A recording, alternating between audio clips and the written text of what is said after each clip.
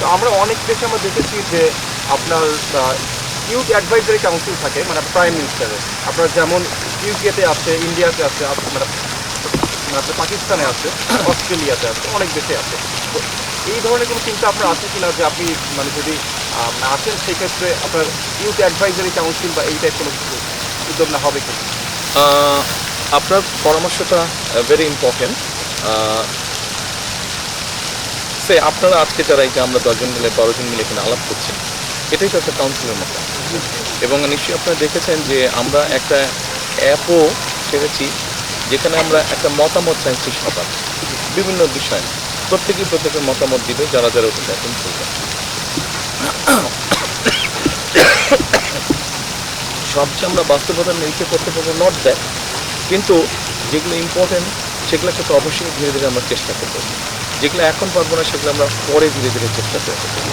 So এখন যেহেতু অনলাইনে চলে এসছে পুরো পৃথিবীটা, আপনার যে একদম ফর্মাল কোনো কমিটি থাকতে হবে, বডি থাকতে হবে, নট দ্যাট। আপনি ওপেন একটা ইনভিটেশনের মাধ্যমে কিন্তু you can ask for opinion. আমরা জিনিসটাকে এরকম রাখি। আমার কথা জানা বলেছে how does it feel to be back after so long? কারণ আমি নিজেও জানি যে বাইরে থেকে আসার পর এত বছর পরে। আপনার কত বছর? I was outside 9 years. আপনি তো আরো 17 বছর। Yeah. 17 বছরের মতো, কিন্তু এখনো অত সুযোগ হয় নাই দেশ দেখার। আমার অনেক ইচ্ছা প্রতিটা জেলায় গিয়ে বিভিন্ন হিস্টোরিক কালচারাল বিভিন্ন জেলার খাবার মিষ্টি ট্রাই করার খুব ইচ্ছা। ইনশাল্লাহ ভবিষ্যতে পাবো ওই সুযোগ। কিন্তু দেশে এসে একটাই হয়তো বা আপনারও লেগেছে, মানে আপন আপন লাগে, আপন লোকজন। কারণ ওইখানে তো ইন আ ওয়ে আমি তো এক ধরনের মাইনরিটি ছিলাম, তাই না? আলাদা রকম পরিবেশ, কালচার, সব কিছু এখানে কেমন আপন আপন লাগে। তো ওইটা দিক থেকে আমার কাছে ভয় লাগে। আমরা আশা করতে পারি যে তার যেরকম 2004 সালের দিকে গোটা বাংলাদেশ সফর করেছেন আমাদের চেয়ারম্যান, আমি ওইরকম গোটা বাংলাদেশ সময় বলবে, সময় বা এনভায়রনমেন্ট বলবে। অনেক আমাদের দেশে যেহেতু মানব স্বাস্থ্যের একটা মধ্যবিত্ত বসবাস করি, দ্রব্যমূল্য ব্যাপারে কঠোরভাবে নিয়ন্ত্রণ করবেন। বিগত বাজার প্রচার আমাদের পুরোপুরি কষ্টদায়ক হয়েছে। আমরা অনেকবার বিগত আমরাও দেখেছি যে সবাই বলে দ্রব্যমূল্য ঠিক থাকবে, কিন্তু চিন্তা ভাড়ার জন্য তো রাখি কিন্তু দ্রব্যমূল্য আমাদের মধ্যে উঠে না গেলে এটা ছোঁয়া শুধু যে নিম্নবিত্ত বা মধ্যবিত্তদেরকে ছোঁয় তা না, এটা কম বেশি সব শ্রেণীকে ছোঁয়, কাউকে বেশি কাউকে কম। তবে দেখুন এখানে বোধহয় কয়েকটি ফ্যাক্টর আছে জিনিসটাকে। যে ফ্যামিলি কার্ড কে করেছেন, দুইজন ফ্যামিলি কার্ড করেছেন, এবং ফার্মার্স কার্ডও বোধহয় দুইজন ফার্মার্স কার্ড।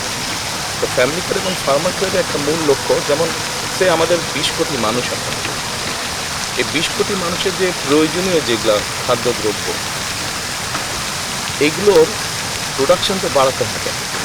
আমাদের জনসংখ্যা প্রতিদিনই বাড়ছে, কিন্তু 20 কোটি আমি বলছি, অফিসিয়ালি গেলে সেটা কম আছে, কিন্তু আমি আমার অভিজ্ঞতার আলোকে যেটা মানে আমি এর আগে যখন সারা দেশে ঘুরেছি, আমার কাছে যতটুকু মনে হয়েছে আমাদের জনসংখ্যা সেই সময় মনে হয়েছে যে 18-19 কোটি। 20 বছর আগের কথা বলছি, মানে 15-16 বছর আগের কথা। কোনোভাবেই 18 কোটি কম না, এর মধ্যে তো আরও বেড়েছে। 20 কোটি কম না। এই 20 কোটি লোককে ফিড করার জন্য কিন্তু আমাদের প্রোডাকশান বাড়াতে হবে। অ্যাট দ্য সেম টাইম আমাদেরকে আবার কৃষকদেরকে কমফোর্ট দিতে হবে।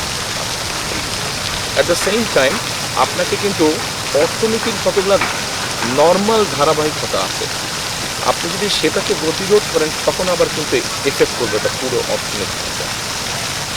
যেমন ধরেন কৃষক সরাসরি মার্কেটে তো আর বিক্রি করে না, কৃষক ফসলটা তোলার পরে কারো মাধ্যমেই থাকবে, কাজে একটা মধ্যম থাকবে। একদম আপনি এন ক্রেতা যদি হন, যেমন আপনি যে পাঞ্জাবিটা পরে আছেন, এই পাঞ্জাবিটা যে তৈরি করেছে সে কিন্তু বিক্রি করছে না দোকানে, হয়তো দোকানে আসার আগে আরও হয়তো দুটো হাত চেঞ্জ হয়েছে। এটা একটা অর্থনীতির নর্মাল সিস্টেম, এটা আপনার থাকবে। কিন্তু এটার মধ্যে যদি কেউ অনৈতিকভাবে কোনো ইন্টারফারেন্স করে, সেটা আমরা চেষ্টা করবো, সেটাকে আমাদের ঠেকাতে হবে, সেটাকে আমাদের দেখতে হবে। যেমন এর মধ্যে একটা আছে অনৈতিক ব্যাপার, আবার আরও কয়েকটা ব্যাপার যদি আমরা এইভাবে দেখি জিনিসটা কম বেড়ে যায় কেন।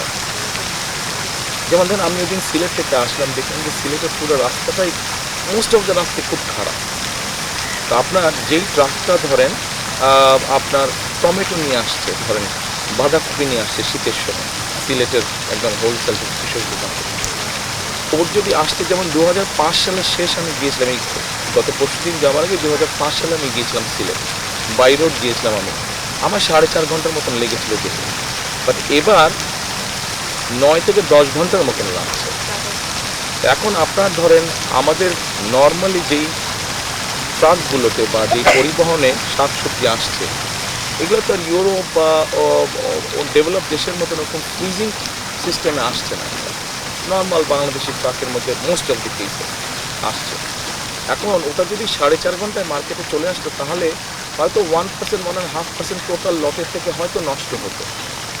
কিন্তু যখন 10 ঘন্টা টাইম নিয়ে আসছে এবং ট্রাফিক জ্যামে আসতে থাকে, তখন কিন্তু ওখানে বাঁধাকপি যদি হয় গরমে সব কিছুতে মিলে নষ্ট হয়ে যাচ্ছে।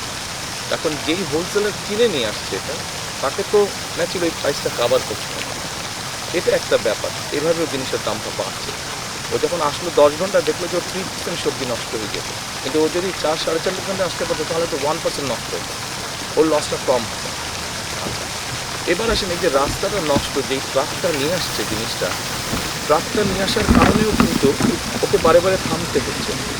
রাস্তা ভাঙা চূড়া ফলে ট্রাকেরও ক্ষতি হচ্ছে, তেলও বেশি পুড়ছে, স্লো স্পিডের কারণে তেলও বেশি পুড়ছে, ফুয়েল বার্ন বেশি হচ্ছে, এগুলোতে ট্রাকের কস্টিং বেড়ে যাচ্ছে।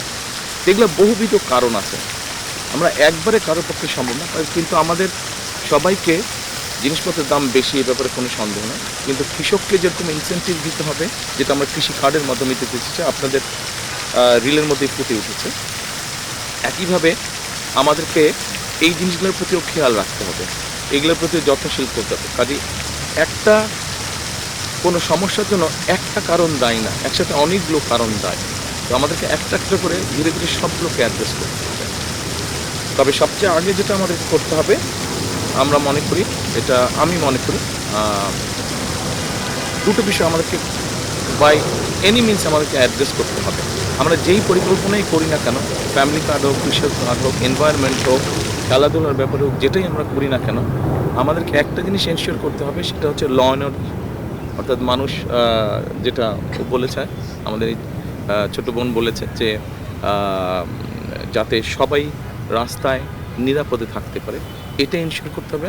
দ্বিতীয়ত কারাপশন আমাদেরকে যেভাবেই হোক এটাকে অ্যাড্রেস করতে হবে, দুর্নীতিটাকে আমাদের অ্যাড্রেস করতে হবে। দুর্নীতি, বিভিন্ন রকম দুর্নীতি আছে বিভিন্ন পর্যায়ে, আমাদেরকে চেষ্টা করতে হবে এইটাকে অ্যাড্রেস। এই দুটো জিনিসকে যদি আমরা খুব একটু ভালো করে অ্যাড্রেস করতে পারি, অন্য সমস্যাগুলোর সমাধান অনেকাংশে সমাধান হয়ে আসবে।